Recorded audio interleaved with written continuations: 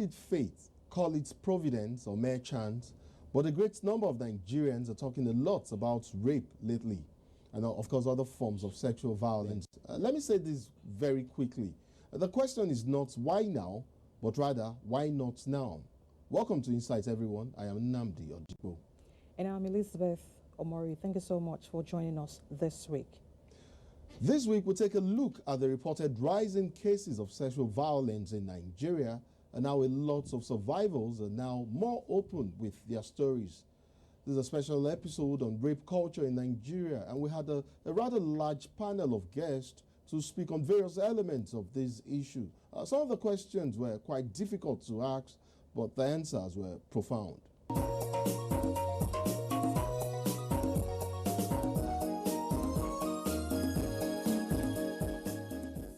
My panel is ready, and here with me, my colleague Tamara Ibiwe is joining me as a guest and co-anchor.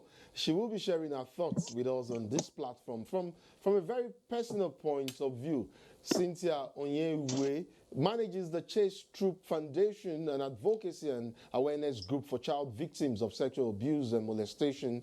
You would also learn that our motivation to work with abused children derives from our own very personal experience as well.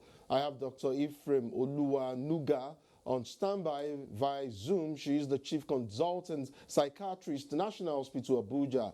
I'll begin by welcoming you all to the program. This is quite a sobering topic to talk about, and I would say, Tamara and Cynthia, thank you so much for your willingness to share your stories with us. I know your experiences are in the past, but I do know that these are events you never forget. How critical is it for a survivor to open up and share his or her story? What helps to make that possible? Tamara, can we draw from your experience, please? I'm glad to be here, first of all. It's a sober experience. Anytime I think about it, I feel like shedding tears, but I'll try to control myself today. I was just 10 years old, just got admission to secondary school. Schools were on strike at about that time, and I was hawking because we were not financially buoyant.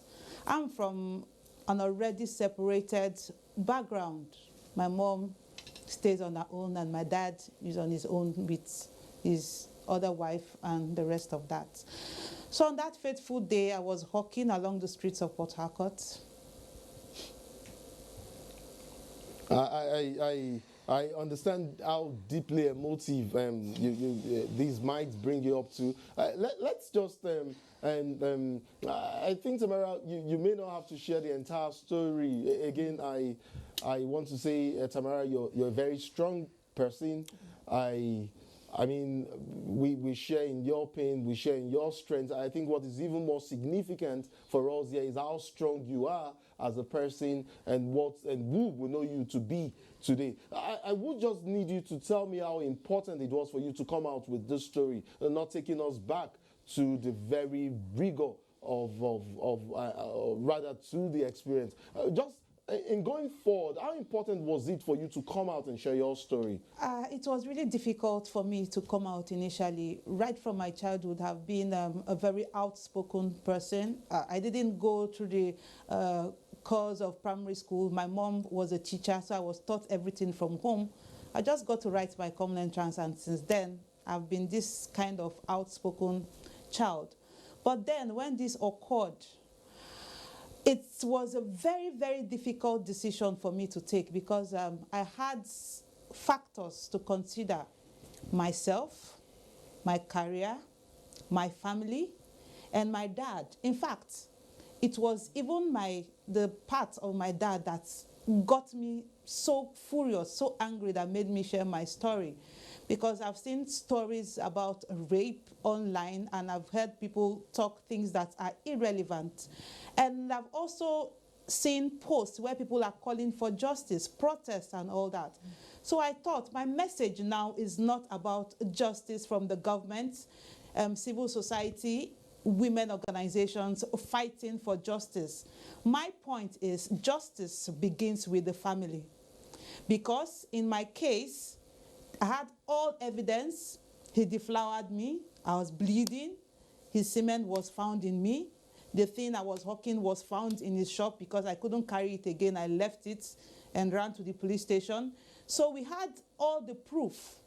But on the pathway going to court, here comes this man with his brother calling for out-of-court settlement. And my dad, my family, didn't consider the trauma I was going through. They didn't consider what will become of this child. I was intelligent, smart. I heard all their conversations, all their negotiations when I was still trying to recover. But at that point, my pride was substituted with money. That made me hate this man until he passed on last year and I couldn't tell him. So when this issue of Uwa and the rest of that came up and people were like, maybe she jilted the man, the way she was dressed and all that, it got me crazy. I was like, Tamara, you're a broadcaster. You need to speak up. You need to educate people. You need to tell them that there's an aspect they are not looking at. That is justice from the family. Perhaps, Tamara, you can help us lead the conversation better and engage Cynthia as well. So before I joined Cynthia, getting out of it, I took to sports. I saw counselors, you know, in my secondary school who told me, you've hated guys and all that. You can have friends from your school, and from that you can build up and get over this. So in associating with guys, I got into sports, got into the man's world, and they called me a tomboy. I didn't care, but at least I'm fine. I furthered my education, and today I'm a career person. So there are different angles to the story. Now, I want you to listen to Cynthia as well, because she has a similar story. Yes, thank you very much. I'm so glad to be on this platform. My case is, or my story is similar to yours, but just that I didn't even have the opportunity to even speak when it started. It started at about age 5 to 6, and a cousin of mine, you know, I grew up around this houseboy, or you have a relative back in the village comes to Lagos to stay with you and all that. So I was picked from school that day, and all of a sudden I found myself alone in the room, and I don't just want to go, but Yeah, I understand perfectly, Cynthia. Yes. Just like I Yes. told Tamara, we don't have to go into the Yes. details of Yeah. it. I understand how moving and how torturous it Yes. can be for you trying to Yeah. recollect. So I'll just go ahead and ask you, Cynthia. I know you have been working with little kids. Yes. I've been drawing from your experience for some years now. Yeah. How shocking are some of the stories that you have heard? And how do you deal with them? Are they similar to the story or to your own experience? Yes, it's similar. It's similar. Mine was multiple, you know. After one cousin comes, another does the same thing over and over again. And I can attest to with my colleague, it starts from the home. It's always from the home. And that is why Chase Troop has taken its time to educate parents, families, because 85% of these predators are familiar with the children. So it always starts from the home. And this has helped push the foundation, pushed me to set up this platform to help children speak out. Dr. Oluwanuga, I know you have listened to these stories closely, and it is apparent that the reactions of the first responder in a case involving the victim matters a lot. Ideally, how should such a meeting go in order to reassure that person that no matter what their ordeal is, that they really matter, especially at that point in time? Yeah, thank you. First of all, I want to thank my co-panelists for coming out, because these stories are important to us. They are very painful, but they are the way by which we learn. And I think the first thing that we can see is that these are ladies who have turned out all right. And so they're a model for us to try to help others to come out to be all right. And coming to that, I would say, therefore, that the first response is important, but let me say this, especially because of people who have already gone through it and had a nasty first response. It's important, but you can live without it, even if it goes wrong. And if you are a first responder as a parent and you have done something wrong, you can revisit it. You can revisit it. It's not always the first thing that happens, it's what happens after that and after that and after that. So ideally, the first response should be to reassure the young lady to get medical care, because some of these events are physically traumatic. And so it's important to get a good medical examination for the girl. And then it's important to keep the girl reassured and keep her safe. These are the most important things in the very early stage.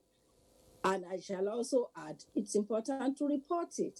It's very important to report it as well, because the more we report it, the less people who want to do these things can get away with it. But from the psychological point of view, this will be the most important time to let this young girl know that she's the most valuable person in the whole world, in your life as a family member. Don't say, yo, now you're useless, you've been deflowered, you are, because unfortunately, there are some who make the child feel like she's become dirty or she's become a disgrace to the family and things like that. It's not about disgrace to the family now. It's about you seeing it as a family, that the family has been robbed. This thing is as bad as armed robbery. It's armed robbery, stealing of this person's Indeed. dignity and all that is human in them at that time. And we should treat it like that. You don't blame people and say, how did you let armed robbers enter your house? So that, and the same way that we sympathize, we show care, we make sure that those people are physically all right. It's very important we show it when rape occurs. Tamara, you nodded and you seemed to agree with what Dr. Olua Nuga was saying, Tamara. I agree with her absolutely, because the psychological aspect of it is extremely important. Do you know, from that period till now, psychologically, in as much as I try to make myself happy and forget about what happens, every day situations brings it back to my memory. Why? This is somebody that has gone through the university, somebody that has a master's degree, yet they are asking you, why are you not in a stable relationship? Why are you not yet married? Why are you jumping from one man to the other? They would not understand that psychologically, years ago, you have been damaged. So, to get back, in fact, let me tell you that in the course of trying to get my life back as an individual, I have endured abusive relationships. I have been beaten by a boyfriend in court who wanted to marry me. Koboko, machete, he has even broken a glass on my head and all that, just because what will society say if I can't stick to this guy and marry him? You move from that one to another. He keeps demanding for sex all the time, and he wouldn't want to understand where you are coming from. So, professionally, I did not see a psychiatrist, I did not see a psychologist. I just took succor in sports and in myself. And I took a decision that it is not compulsory I get married. Well, a man that loves me for me, that will understand me, will definitely come my way. So I walked away from every relationship, and I tried to focus on my career and other things that would give me joy. So self-esteem that has been tarnished years ago needed to be rebuilt. The stigma I went through, look at me, I'm not ashamed anymore, because I've conquered stigma and the rest of that. So psychologically, work needs to be done on that child immediately and in future, because it's a building process. Cynthia, would you like to add something to this discourse? Yes, definitely. I would like to. I understand I understand about the trauma because it had a big toll on me. I never used to feel good about myself. I never felt I could be anything. You know, talking about relationship, relationships were always zero. Always, I was always the damaged partner. And you know, we live in a society whereby nobody has your time. Nobody has the time to be patient with you. You know, so I got my healing through divine intervention. Permit me to say that.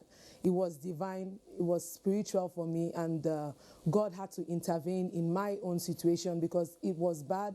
I took into eating habits to console my depression. It was really devastating, and that is why my foundation is helping children come out of this, because we live in a society whereby therapists is not affordable, and then things go worse. Things go worse. These children go into, you know, more series of abuse. So I can attest to that. Dr. Olua Nuga, you've heard, well, you're listening just as much as I am listening to. I mean, you spoke already to the issue of counseling and how critical it is as part of the first response in the case of alleged or established rape. How do you balance counseling and the need to get justice for a victim as a way of facilitating the healing process? How do you balance that? I think that they are not mutually exclusive. I think they have to go together, because apart from the initial counseling that you give to the person involved, it's also important to keep counseling throughout the court process, because the court process or the search for justice could be traumatic. It can be painful when you find somebody trying to defend the utterly indefensible, and people trying to use technicalities and things like that to get over it. That's why they also try to do things like look for out of court settlements and so on.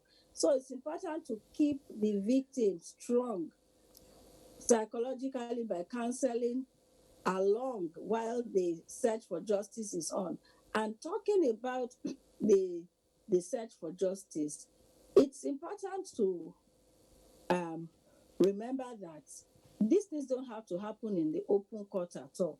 Usually, they can be discussed in the judges' chambers. So it doesn't have to be in the court out there, the open, where everybody is looking at the usually the judges are sensitive, and they would allow them to come in chambers and listen to them, and they make their pronouncements.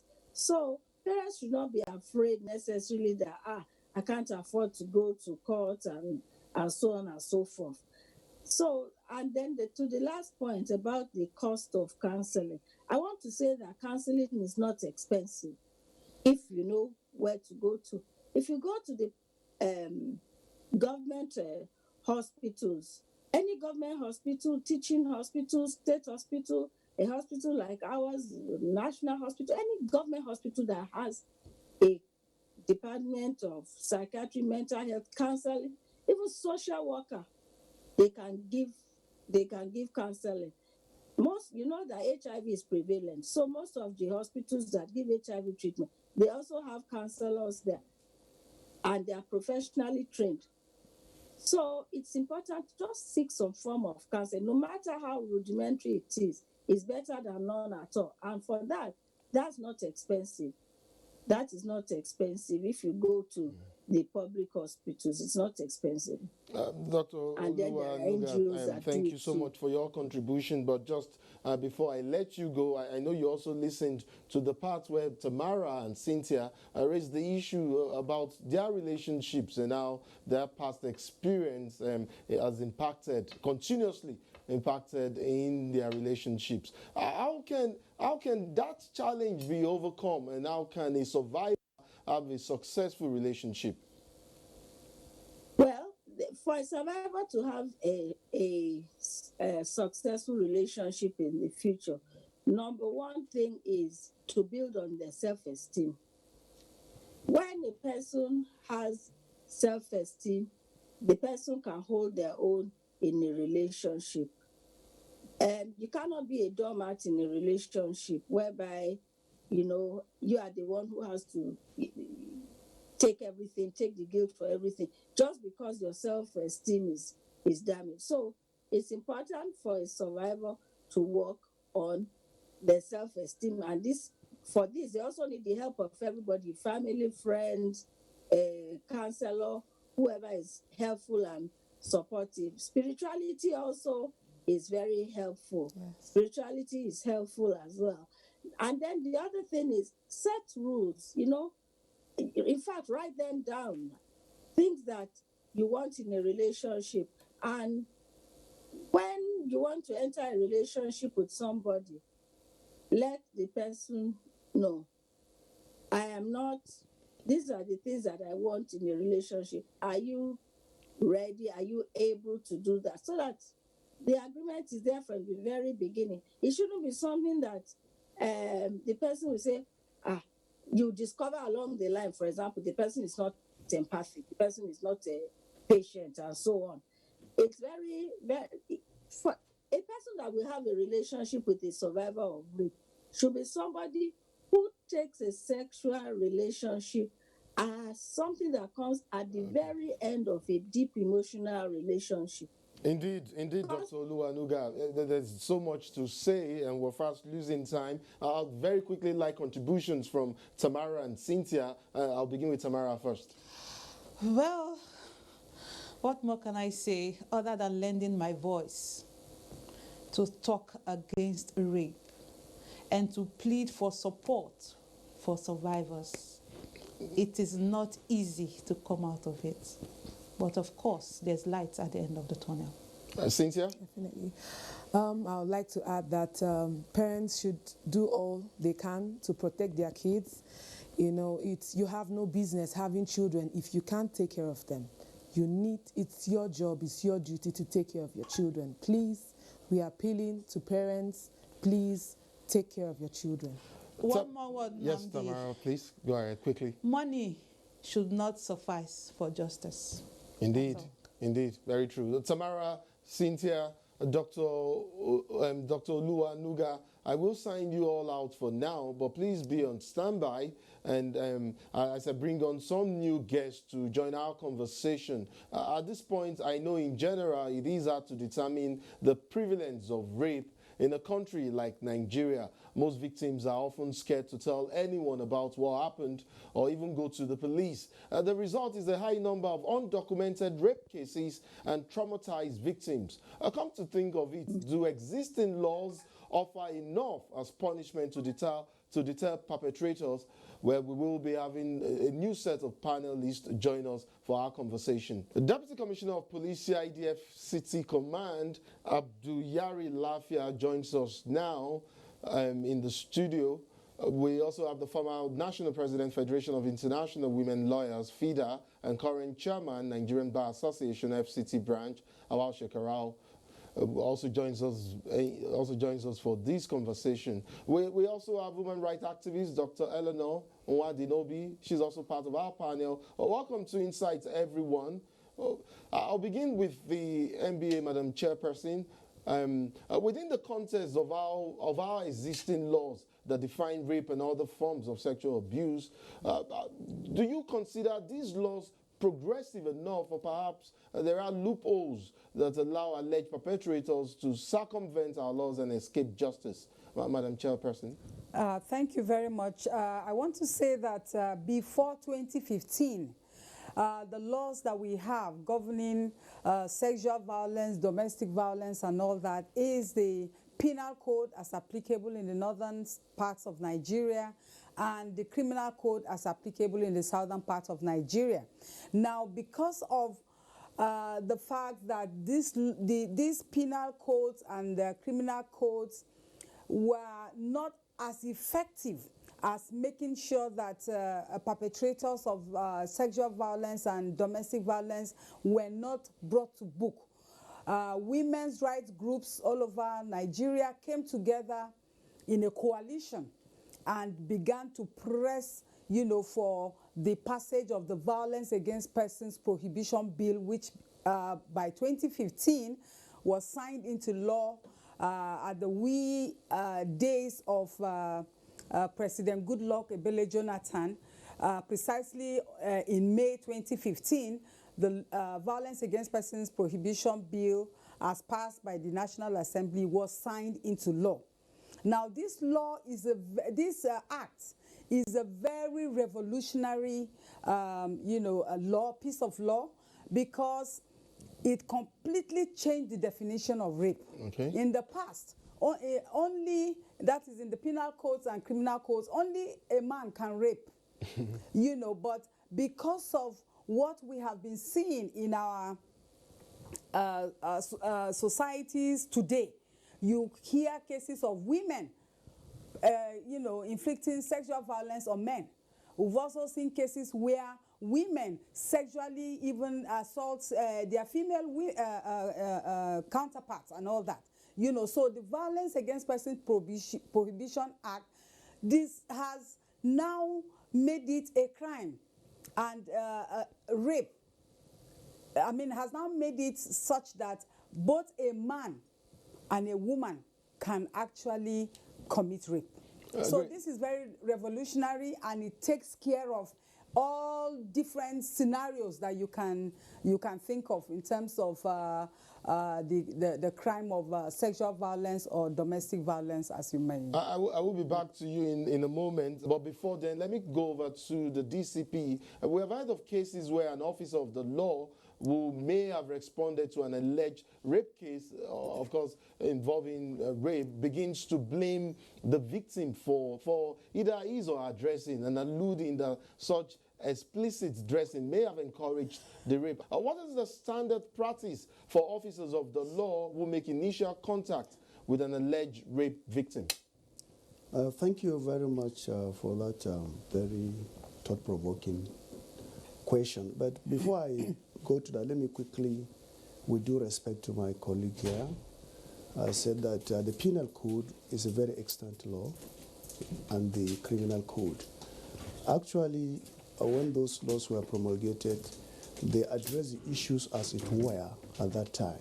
Yes, the VALT Act is revolutionary. It merely addressed some other developments prior to when it was promulgated.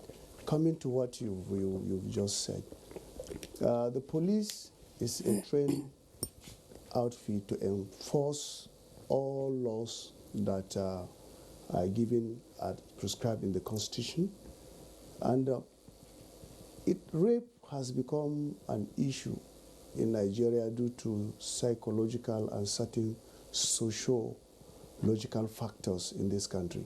We in Nigeria, usually our behaviors were usually being influenced by certain factors. So we categorize offenses that are influenced due to some of the sociological and cultural factors. So you hear situations where they said police officers usually tend to blame the victims.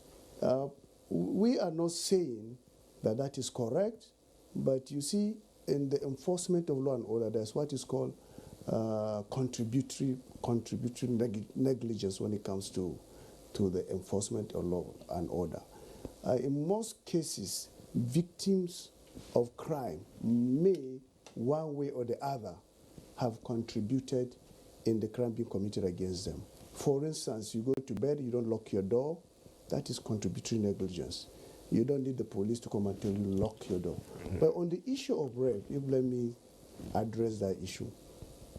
We are not unmindful of the fact that some officers do not have the grasp of what it takes to address some of these issues, because rape is a little bit technical in terms of investigation, in terms of understanding, in terms of even enforcing, with the main objective of getting or attaining or getting the person who has committed an offense to be convicted.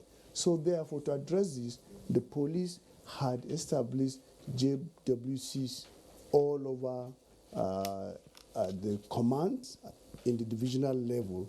And these are officers that are trained to man these desks. And mostly we pick officers that are trained, and most of the officers are dominated by female who actually understand where it fits. Then at the command level, at the CID level where I superintend, you discover that we have a gender desk officer that is responsible for some of this gender-based violence. In fact, because of some of the challenges, we're even recalling it and call it the anti-rape and other related offenses. So the officers are there, are trained to ensure that some of these observations, some of these outcry by members of the public that the victims are usually being blamed are actually taken care of and are being handled by trained officers who address the issues based on the crime. Great. So we're seeing some sort of reform already taking place. Let me quickly move over to Dr. Nwadinobi. You've heard the DCP respond to the issue of victim blaming. Why is this still a massive issue in Nigeria as against sympathy and support for victims? It is a massive issue in Nigeria. First of all, because there is a normalization of violence in our country that has deep, very deep traditional and cultural beginnings. I wear another hat as the international president of the Medical Women's International Association. That means that I preside over female doctors in over 90 countries. I would like to emphasize that, sadly, this is not peculiar to Nigeria. Sexual violence, sadly, occurs in several countries around the world. However, what is truly unacceptable is the fact that there is a culture of silence where the victim or the survivor is blamed. She has to be the one to prove that she's been sexually violated. There is a culture of impunity. I recently was working with a program called the Nigeria Policing Program as the gender advisor. And DCP, yes, you have talked about training. You have talked about contributory negligence, but I have to say categorically that the Nigeria police force, it is not yet uhuru in the way they are able to respond to reports of rape. When you say contributory negligence, the countless number of children, sometimes at the age of 6 months, how can anybody talk about contributory negligence? Indeed. And the minute you begin to ask questions as to what a woman is wearing or not wearing, as the case may be, or where she happens to be at any time of the day or night, then you are already blaming somebody who is a victim. I want us to shift the prism and shift the radar to the perpetrators. Why are parents neglecting their duties at home in training their boys and girls to respect one another? This narrative should change for boys and men to zip up. Whether a woman is naked or not, if a boy child is trained to zip up and respect a woman, you cannot begin to talk of, anything being contributory. Doctor, We must respect the dignity of every woman and girl on earth. Dr. Wadinobi, since you're on this subject already, maybe I could as well just bring up the issue of consent, like I did promise Madam Chairperson that she will be talking about. But I think we'll take up that conversation with you, and then we'll move on over to her to get our own definition of consent. How would you, at this point in time, since you've already made allusions to the men folk zipping up and all of that, puts in context, not very broad-based, but very quickly too, because we're fast losing time, the issue of consent and at what point consent begins, and if there is a line that one could cross over when it comes to the issue of consent in relationship between a man and a woman now, that might likely lead to an incident of rape. Yes, when you are talking about consenting adults in the privacy of their lives, in their private spaces, it's a completely different conversation altogether. I would like to put it to you and to the world. How do you begin to think of consent in the context of early and forced marriage? Once a child is a child is a child, and she is married as a child, that in itself, once there is sexual intercourse, is rape, because no child will consent to being forcefully, to have sexual intercourse forcefully. Once it is forced, that is rape. So I am talking of women and girls of all ages. I get that, and Dr. it is a Wadinobi. totally different line when you're talking of consenting adults. Perfect. I get that. Let's quickly bring on Madam Chairman. What's your definition of consent? And please quickly react to some of the issues that Dr. Wadinobi has raised. You see, in law, consent must be very clear and definitive. You cannot assume consent when we are talking about particularly sexual violence. And the law is also very categorical. Only a person who has reached the age of majority, that is from the age of 18, can that person give a valid consent. For somebody who is below that age, even if the person says yes, the law regards it that that person has not reached that age that they can validly give consent. And that is why having any sexual intercourse with somebody who is 17, whether the person says yes or no, the first person loves it or not, is legally speaking rape, statutory rape. So there is this here is saying, I mean, growing up, we used to hear some of our male friends and colleagues say that when you are toasting a woman, if she says no, her no means yes.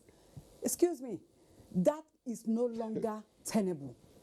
In this day and age, if you assume that because you were told that when a woman says no, it means yes, because either she's shy, she's this. If you go ahead and forcefully violate her, you will face the wrath of the law. And I also wanted to just quickly bring this issue of the definition of, the penal code vis-a-vis the Violence Against Persons Prohibition Act.